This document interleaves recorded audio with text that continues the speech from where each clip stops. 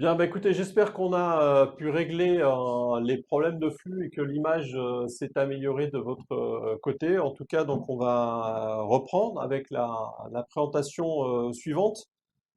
Cette fois, on va parler de gestion des données techniques, donc qui est une question absolument clé lorsqu'on fait de la conception. Il est absolument nécessaire de gérer l'ensemble du cycle de vie du développement de vos produits, de leur fabrication, de leur opération. Vous savez aujourd'hui qu'on a un certain nombre de solutions à offrir autour de Solid Edge dans ce domaine. Donc on va en parler tout de suite. Et le premier produit dont on va parler, c'est un produit qui est tout simplement une fonctionnalité, un produit. Je ne sais pas exactement comment il faut le dire, mais Eric va nous faire une très belle présentation de ça. En tout cas, ce qu'on appelle Solid Edge Data Management, c'est une fonctionnalité que vous avez tous avec Solid Edge en standard par défaut que vous pouvez quasiment activer d'un simple clic et vous aurez des outils avancés de gestion de données avant d'imaginer passer sur un outil comme Teamcenter pour adresser des besoins beaucoup plus avancés. Donc je propose de tout de suite laisser la parole à Eric qui va nous faire une démonstration de l'activation et l'utilisation de Solid Edge Data Management qui est une fonctionnalité très très importante du produit. Ok, c'est parti. Merci Pascal. Alors effectivement, pour cette présentation, je vais repartir sur les fondamentaux. Et on va partir d'une feuille blanche. Et avant de dessiner quoi que ce soit, je vais vous montrer tout simplement comment activer et bénéficier en fait de la partie data management intégrée dans Solid Edge. Ici, dans vos options de Solid Edge, vous avez un outil, un onglet gestion, dans lequel en fait vous allez déterminer l'emplacement de vos données, donc en local ou sur un serveur. Et par l'intermédiaire des différents onglets qui se situent ici, vous allez pouvoir en fait définir un petit peu vos règles d'utilisation. Donc, quelles sont les propriétés en fait que vous allez vouloir indexer. Donc, ce qu'il faut savoir, c'est que on s'appuie en fait sur des mécanismes Windows sur la partie Windows Search et donc en fait sur les mécanismes d'indexation que propose Windows nativement. Et donc ici, l'intérêt, c'est de pouvoir bénéficier de l'indexation des données Solid Edge et de pouvoir après retrouver donc toutes les informations autour des propriétés qu'on appelle les métadonnées Solid Edge et de pouvoir en fait faire en sorte que ces données soient des critères de recherche, donc pour pouvoir faire de la recherche multicritère. Mais on a également enrichi cette solution avec la possibilité de définir des règles de nommage.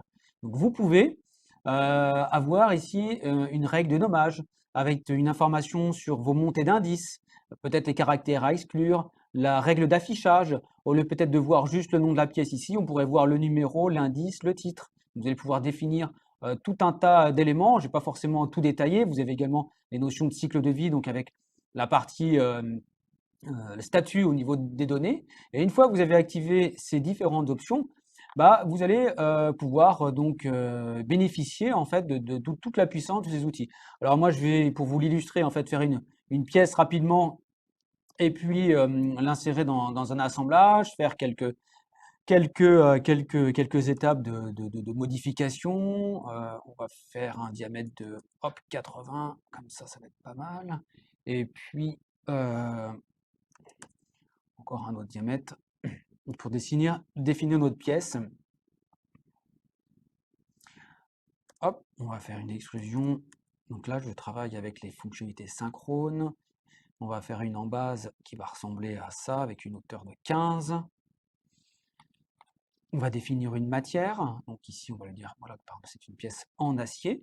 Une fois que ces informations sont données, donc ici, vous allez pouvoir bénéficier de cette barre d'outils donc de gestion de données, d'accord. Et vous allez pouvoir donc du coup, la première étape, ce serait peut-être donc l'enregistrement. Mais l'enregistrement, vous allez voir qu'il va un petit peu changer dans le sens où à l'enregistrement, pour les personnes qui ont déjà utilisé ou vu des présentations de Teamcenter, on va avoir cette boîte on appelle la boîte CPD, qui va nous permettre ici d'avoir donc des informations sur la codification. Et ici, je ne vais pas mettre de nom, mais en fait, je vais pouvoir lui demander de venir affecter. Et le système va aller chercher en fait dans son compteur un numéro disponible et j'aurai plus qu'ici à déterminer un titre.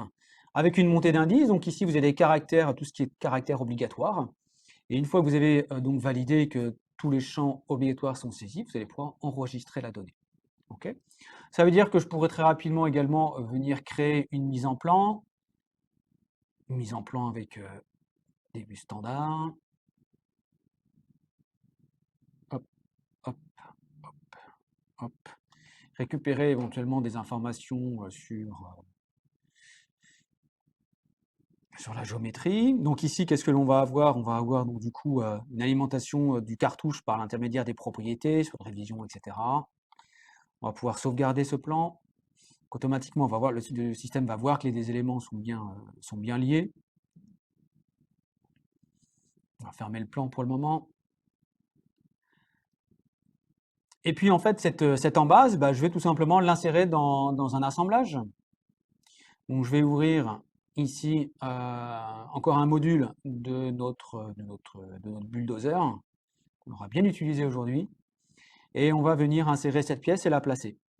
Et l'idée, en fait, dans un cycle de conception, ce que vous avez en fait au quotidien, c'est qu'on va faire évoluer cette embase et pour pouvoir en fait apporter donc des modifications. Donc on va ici, hop.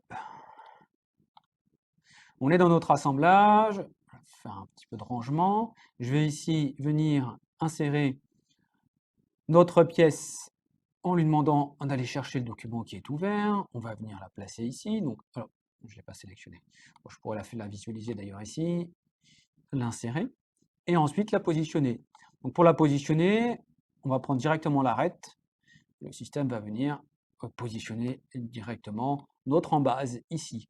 Maintenant, en fait, cette embase, on veut la positionner à chaque biellette et de chaque côté.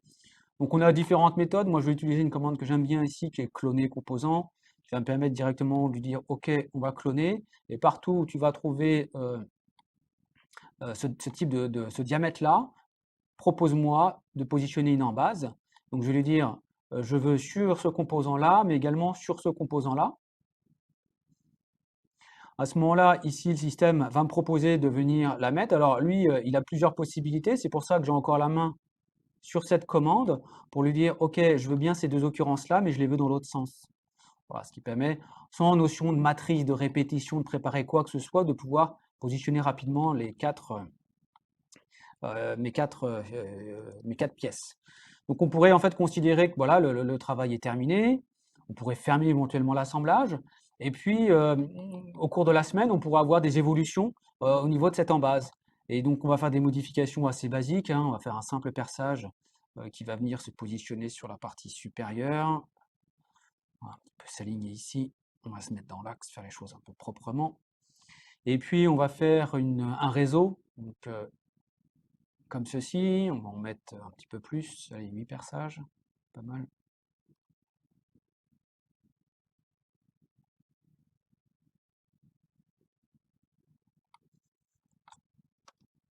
Et puis, cette pièce-là, donc elle a eu des modifications. Donc je vais ici donc venir par l'intermédiaire des outils de gestion, non pas faire un enregistré sous, mais lui dire tout simplement, je vais faire une montée d'indice. Donc en cliquant ici sur révision, le système en fait va me proposer ici de mettre un commentaire. Je vais par exemple mettre ajout des perçages. Nouveau. Donc le système ici va identifier également les cas d'emploi. Donc il va me dire, OK, j'ai vu que les éléments sont liés, donc je vais faire également un nouveau plan à l'image de la montée d'indice. Un petit contrôle, OK. Et puis donc voilà, terminer le travail sur cette pièce-là. Donc je pourrais revenir également dans mon assemblage. Et dans mon assemblage, je vais pouvoir tout simplement, alors ici, charger donc les composants. Et donc toujours dans ma partie donc gestion de données. Donc là j'ai la partie piping en fait qui est chargée, donc je commence à avoir pas mal de rubans, hein. J'aurais pu effectivement, j'ai pas eu le temps de désactiver la partie piping et la partie Pain ID. Mais dans ma partie du coup gestion, je vais pouvoir donc retrouver donc un certain nombre de commandes, dont la possibilité de venir faire un contrôle sur les éléments, sur la mise à jour des éléments. Ici, en fait, vous avez une commande qui s'appelle obtenir dernière, qui va me permettre de faire un contrôle. Donc, quand vous cliquez sur cette commande-là, le système en fait va analyser toutes les pièces et s'il y a des documents plus récents, il va vous les mettre en surbrillance. Donc en fait, il a plutôt mis en transparence d'ailleurs tout le reste et il a laissé en fait en opaque mes fichiers en base. Et ici, si je mets mon curseur en fait sur le document, qu'est-ce qu'il va y avoir? La dernière ligne de l'infobulle, c'est voilà, la dernière révision disponible et la révision B. Et donc à ce moment-là, je vais pouvoir lui dire, OK, qu'est-ce que je fais? Est-ce que je sélectionne tout pour faire un remplacement? Oui, non. Ici, vous avez un petit symbole également qui vous dit qu'il y a une version plus récente. Et moi, je vais tout simplement valider cette update. Et automatiquement, donc du coup, je vais pouvoir bénéficier de la toute dernière version de l'embase. Vous pouvez donc du coup également, par l'intermédiaire d'une simple sélection, retrouver la mise en plan. Donc là, en l'occurrence, il vous dit, bah oui, j'ai retrouvé la mise en plan, mais du coup, elle n'a pas été mise à jour, parce que c'est un mécanisme Solid Edge. Donc du coup, je vais faire une mise à jour, d'accord? Et ici, donc, je vais retrouver également ma révision B. Voilà, donc je voulais vraiment vous l'illustrer sur un scénario très très basique, hein, avec une simple pièce, un plan, un assemblage, mais ça, c'est vraiment du quotidien. Et ici, bah, on aurait également les notions de cas d'emploi qu'on va voir donc juste après sur un autre exemple.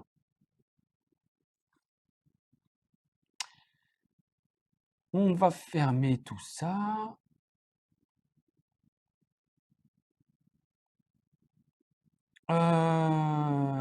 On va repartir sur notre machine à café. Alors, je regarde au niveau timing, comme on est. Ok, on est pas mal. Maintenant, je vais vous montrer donc un certain nombre d'autres mécanismes que vous allez pouvoir utiliser et bénéficier grâce à cette partie data management.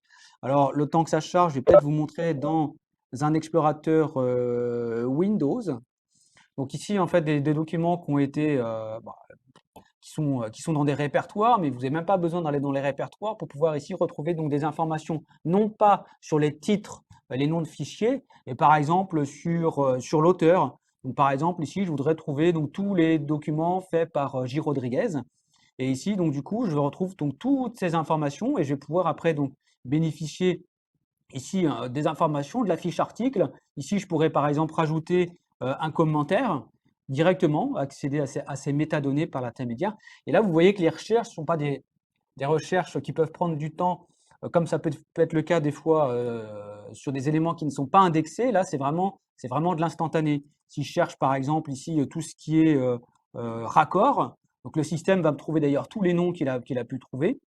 D'accord? Et puis après, si je mets juste ici raccord, bah, je pourrais trouver effectivement toutes les pièces bah, qui sont en fait des raccords utilisés dans mes différents projets. Ok, donc là, on est sur notre modèle. Donc ici, sur cet assemblage-là, par exemple, je sélectionne tout un châssis. Je voudrais retrouver le plan de ce châssis. Bah, je peux tout simplement ici appuyer sur le bouton Ouvre-moi la mise en plan. Le système a directement identifié le plan, pas besoin d'aller parcourir et ouvrir le fichier. Ça, c'est un gain de temps, bien sûr, au quotidien. Vous avez également les notions de cas d'emploi. Si par exemple, on va reprendre notre bec verseur. Ici, je vais prendre un des deux becs verseurs. Je pourrais lui demander de chercher les cas d'emploi. Effectivement, je veux faire une modification au niveau de ce sous-ensemble. Avant de faire cette modification, précaution numéro 1 à prendre, c'est de vérifier quelles sont les références, quels sont les assemblages ou les autres euh, fichiers qui font référence. Donc là, il me dit que bah, j'ai bien la mise en plan, ça va de soi, mais j'ai également une machine donc avec les deux becs. Et puis ici, bah, j'ai une machine plutôt solo qui utilise également la même référence, qui va me permettre de faire le bon choix pour savoir est-ce que, OK, je modifie en connaissance de cause et donc je vais modifier le sous-ensemble pour les deux assemblages ou est-ce que j'en fais du coup une nouvelle instance. OK, qu'est-ce que je voulais vous montrer? Également la possibilité, alors ça je ne voulais pas montrer depuis le début, mais vous avez également quelque chose qui est assez fantastique. C'est une commande donc qui fait appel en fait au mécanisme 3D Fin Hit. Ici en fait j'ai des pieds et ces pieds en fait je souhaite les remplacer. Bah, vous pouvez directement ici par l'intermédiaire de 3D Fin Hit sélectionner des géométries qui sont pour l'instant les pieds qui sont faits en mode un peu en mode brouillon. On a fait juste un espèce de volume. Donc à partir de la sélection, le système en fait il va directement venir analyser la géométrie et à partir de cette analyse morphologique, il va me proposer en fait tout ce qui est disponible dans ce catalogue. Donc 3D Field Hit s'appuie en fait sur les technologies Cadenas Et donc, il va automatiquement me proposer donc, tout ce qu'il a d'un point de vue géométrique en mémoire pour venir en fait trouver des pièces qui pourraient s'apparenter au niveau de la forme. Je vais le laisser chercher. Normalement, c'est un petit peu plus rapide que ça.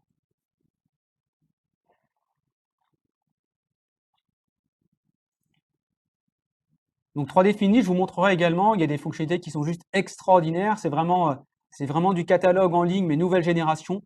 Je vous montrerai en fait comment faire une recherche à partir d'un petit croquis à main levée, un petit dessin à main levée, comment faire une recherche à partir d'un modèle existant, un fichier par exemple Parasolid que vous aviez téléchargé, récupéré. Vous pouvez voir en fait ce qui s'apparente à ça, mais de manière un peu plus, on va dire, précise d'un fournisseur. Vous voulez avoir un vérin assez similaire que vous aviez utilisé il y a quelques années, mais qui n'existe plus sur un fournisseur, bah, vous allez pouvoir lui mettre le fichier 3D, quel qu'il soit, et lui, en fait, juste avec l'analyse morphologique, il va vous proposer en fait tout ce qui est similaire.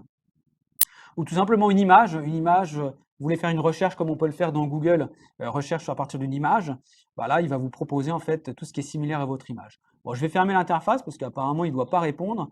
Alors, je pense à quelque chose, c'est peut-être parce que j'ai pris les deux pieds. Alors, je vais juste essayer très rapidement. J'avais pris les deux instances, mais je n'avais pas besoin de prendre les deux instances. Je réessaye très rapidement. Et si le serveur ne répond pas, bon, bah, c'est peut-être lié aussi à un petit souci de débit qu'on a eu tout à l'heure. Parce que normalement, il doit me proposer en fait des morphologies similaires très rapidement. Sinon, je bascule sur les rapports visuels. 15h30. Je le mets en stand-by sur le côté. Bah, j'essaierai de vous le montrer tout à l'heure. C'est pas grave. Et ce que je voulais également, hop là, je fais un zoom.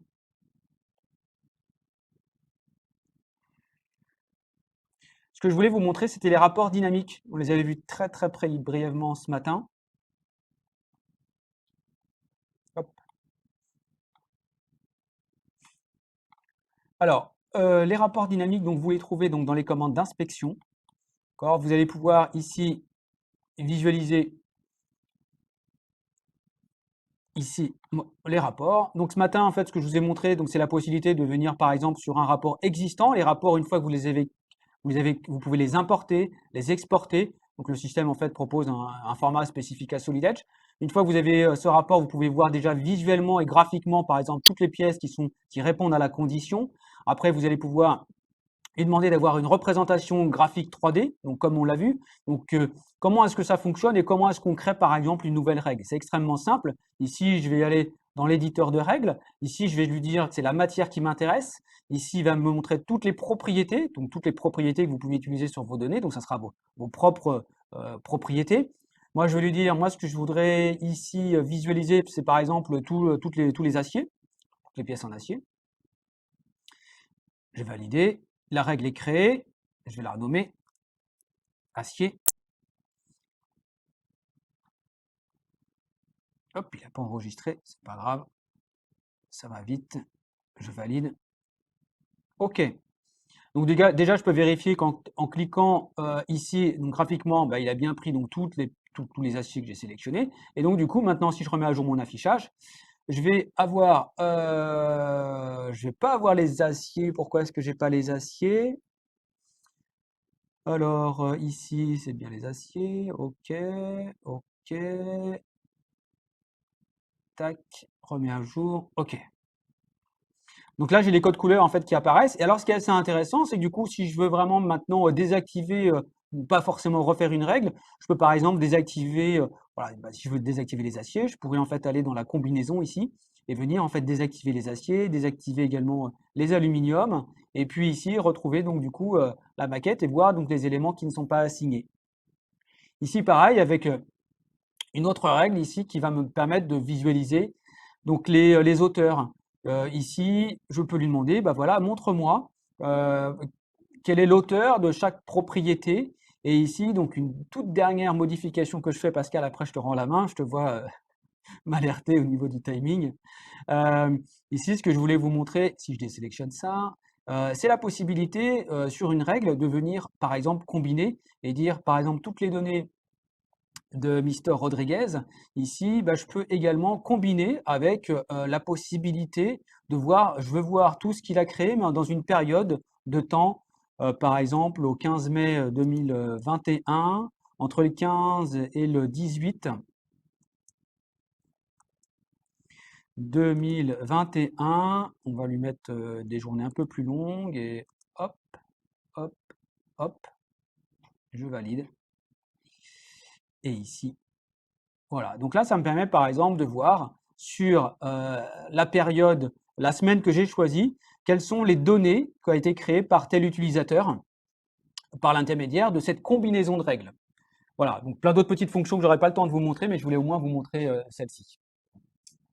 Je Alors, te je relève, mon Pascal. comprends, Eric, ta frustration, et je pense qu'on l'est tous, effectivement. Il y a tellement de choses à montrer dans le domaine de la gestion des données techniques. Je voudrais rappeler que ce que tu as montré, donc, qui s'appuie sur Windows Search, on va le redire encore une fois, c'est à la fois valable sur le poste d'un utilisateur indépendant, mais une entreprise qui a 10, 15 personnes dans son bureau d'études qui veut utiliser la fonctionnalité Data Management de SolidEdge peut également l'activer sur son serveur avec ses dossiers partagés. On a vraiment des capacités très intéressantes dans ce domaine-là. Vous avez vu 3D Find It. 3D Find It, c'est avoir. Quand vous y aurez goûté une fois, vous voudrez l'utiliser absolument tout le temps. Et puis on va évoquer, je suis obligé donc d'avancer également Team Center au pas de charge, mais de rappeler que c'est un élément clé dans notre dispositif de gestion de données techniques. Si vous avez quelques ambitions dans ce domaine-là, y compris qui tendent plutôt vers le PLM que uniquement ce qu'on appelle le PDM pour simplifier. Donc, au-delà de la gestion des données de votre bureau d'études, pouvoir avoir vraiment cette vision entreprise étendue dans la gestion du cycle de vie de votre produit. Donc, il y a un produit fantastique qui s'appelle Team Center avec une intégration SolidEdge qui est absolument fantastique, qu'il faut découvrir, qui va vous permettre de gérer les problématiques, grands assemblages, qui va vous permettre de faire également l'utilisation d'une technologie qui s'appelle Geolus chez Siemens, qui est de l'indexation morphotopologique de vos pièces. Vous voulez analyser votre base de données de composants, éviter de répliquer constamment des pièces en développant de nouvelles pièces similaires. Vous avez également avec Geolus et avec SolidEdge Shape Search la possibilité d'utiliser la technologie Geolus qui est normalement dans Team Center à l'extérieur aussi de Team Center. Donc, je vous invite vraiment à découvrir toutes ces capacités-là. Je ne vais pas m'étendre sur la partie Team Center. Je ne vais pas m'étendre sur ce slide que vous avez vu également ce matin qui est pour rappeler que Team Center et Share forment une très bonne combinaison de possibilités en termes d'entreprise étendue avec des clients, des partenaires, des tiers à l'extérieur de l'entreprise qui ne sont pas, qui n'accèdent pas à votre instance de Team Center. Rappelez également que vous avez au portefeuille pardon, SolidEdge un produit extrêmement intéressant à considérer pour tout ce qui est la gestion des exigences de développement de vos produits, aussi bien les exigences en termes de conception qu'en termes de tests, qui va vous permettre d'assurer la totale traçabilité de la corrélation entre les exigences produits et les produits et l'ensemble de la documentation que vous allez livrer, fournir à vos clients.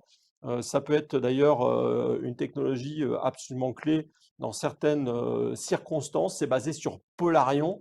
Quand je dis dans certaines circonstances, en l'occurrence, si vous avez des contraintes réglementaires extrêmement fortes, en cas d'accident ou de gestion des risques, à devoir assurer la traçabilité de tout votre processus de R&D, vous avez avec SolidEdge Requirement Management, vous avez avec Polarion, qui est un produit du portfolio accélérateur de Siemens, toutes les briques technologiques qui vont vous permettre de documenter pleinement ces étapes-là du développement de produits. Et donc, je passe directement sur le dernier slide où vous avez donc un petit résumé de quelques-unes des capacités qu'on vous a évoquées en termes de gestion de données. Vous avez compris qu'on a fait un choix qui était celui de faire un focus, simplement vous montrer dans le détail l'intégration Team Center nous prendrait des heures, voire potentiellement des jours. Donc, si vous avez un sujet en particulier, n'hésitez pas à nous solliciter, on reviendra en détail avec vous sur ça. J'ai réussi à récupérer, mais il était important de passer un maximum de temps, Eric, sur ta démonstration. Peut-être on peut élargir le plan de la caméra. On a 2 minutes pour des questions-réponses. Je sais pas, j'ai pas vu, je crois, de questions sur ce sujet-là. Je sais pas si tu veux ajouter quelque chose du coup par rapport à ce que tu voulais présenter.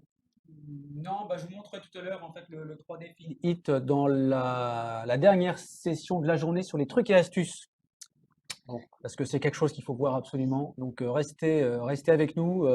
Dernière session qui aura lieu à partir de 4 heures. Trucs et astuces et on commencera justement sur la partie 3D Film Hit. voilà, qui est vraiment une fonctionnalité, vous y avez goûté, vous ne Ouais. pouvez plus vous en passer. Et j'insiste également sur Solid Edge Shape Search lorsque vous n'êtes pas utilisateur Team Center ou Geolus lorsque vous êtes utilisateur Team Center, un outil fantastique qui va vous permettre d'analyser votre base de données, d'essayer d'éliminer des doublons. Mais surtout, quand vous commencez un nouveau design, vous faites un cube, vous faites rechercher, le système va vous donner toutes les pièces qui ressemblent à votre cube, soit en forme, soit en taille, avec un indice de pourcentage de ressemblance. Et vous pouvez repartir d'une pièce que vous avez peut-être déjà en base, soit pour la réutiliser, Mm. soit pour dériver une nouvelle pièce de quelque chose que vous avez déjà maîtrisé dans votre processus de développement de R&D passé. Mm. J'avais oublié de switcher sur le slide questions-réponses, mais voilà qui est fait. Donc, je vous propose d'enchaîner avec